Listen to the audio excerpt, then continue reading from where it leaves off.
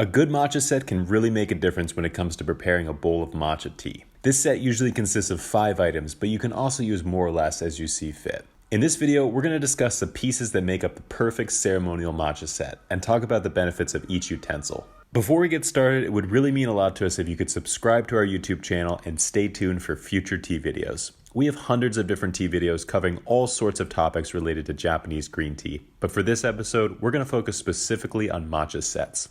Without further ado, let's get started. What utensils make up the matcha set? When it comes to the best matcha set, all you really need are 5 separate utensils to create a delicious bowl of matcha tea. In fact, depending on how you use them, you may even be able to get away with a matcha set composed of just 3 different utensils. With a lot of our bundles, you will see some matcha tea along with a matcha whisk, matcha bowl, and matcha spoon. If you really want to get fancy, you can also add in a Matcha Sifter and a Natsume as well. Let's break down each of these utensils one by one. Matcha set utensil number 1, the Matcha Whisk. The famous Matcha Whisk is not only the most iconic utensil of the Japanese matcha set, it's also the most important. This tool is used to whisk matcha tea and create that beautiful foam on top, and there really is no good replacement for it. This whisk is made out of a single piece of bamboo, and the 100 small bristles move through the water quickly to aerate the tea. This tool has been part of the Japanese tea ceremony for hundreds of years, and it still is the best tool to use in a ceremonial matcha set. Some people try and get around the matcha whisk by using the metal whisk instead, but this doesn't produce nearly the same amount of foam. The foam on top of matcha is important because it gives the matcha a creamier taste and consistency. This foam makes the matcha tea taste almost like a latte, but without milk or sugar. The Chashaku matcha whisk is definitely a tool every tea lover should have in their Japanese matcha set.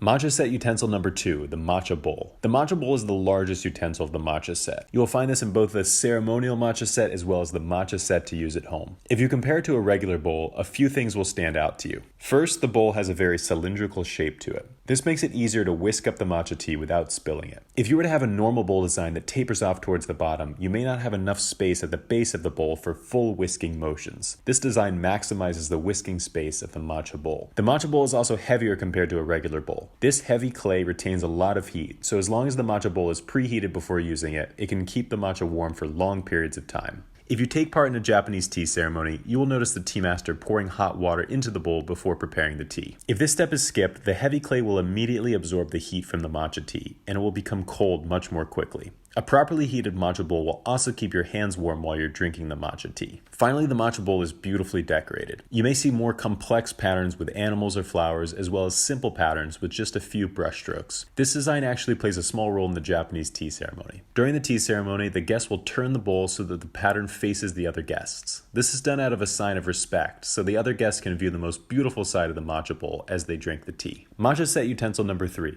the matcha spoon. The third utensil in the matcha set is the Chashaku, or bamboo spoon. This is something you will see in both the ceremonial matcha set as well as the home matcha set. It has a very simple design made from a small strip of bamboo. It has a more vertical design compared to the horizontal design of a typical tablespoon. This helps it scoop powder out of a deeper container like the matcha tin. You can also use a normal spoon for this, but the Chashaku makes things slightly easier.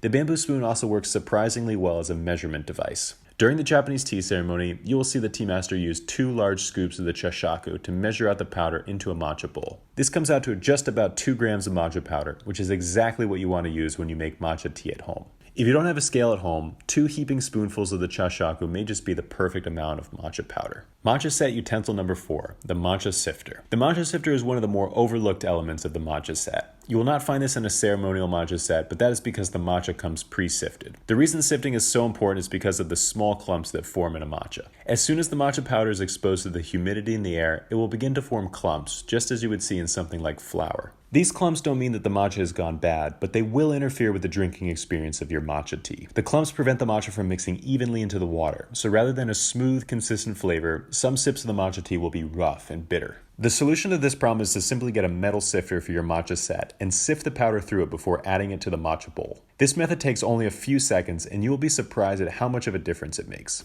Matcha set utensil number 5, Natsume. The Natsume is really something that you will only find in a ceremonial matcha set, but the idea is actually very practical. The name means tea caddy, and it's essentially a way to transport the tea from one place to another. The matcha tin essentially serves as a Natsume in this case, allowing you to keep the tea well sealed before you use it, and also prevent you from spilling the matcha powder. The Natsume is something you may want in a travel matcha set, but likely something you can do without if you're just making matcha tea at home. If you're going to get a Natsume for your matcha set, make sure it's one that you can tightly seal. Matcha powder is incredibly sensitive to light right heat and humidity, so it's best to keep it in a cool, dry, and dark place. If matcha powder is not properly sealed and left to be exposed to the elements, it will deteriorate in quality over time. The vibrant green color of premium matcha will soon turn into a dull yellowish brown, and even the flavor will start to approach that of a low-quality matcha. Building a travel matcha set. When it comes to building a travel matcha set, there are a few things that you should keep in mind.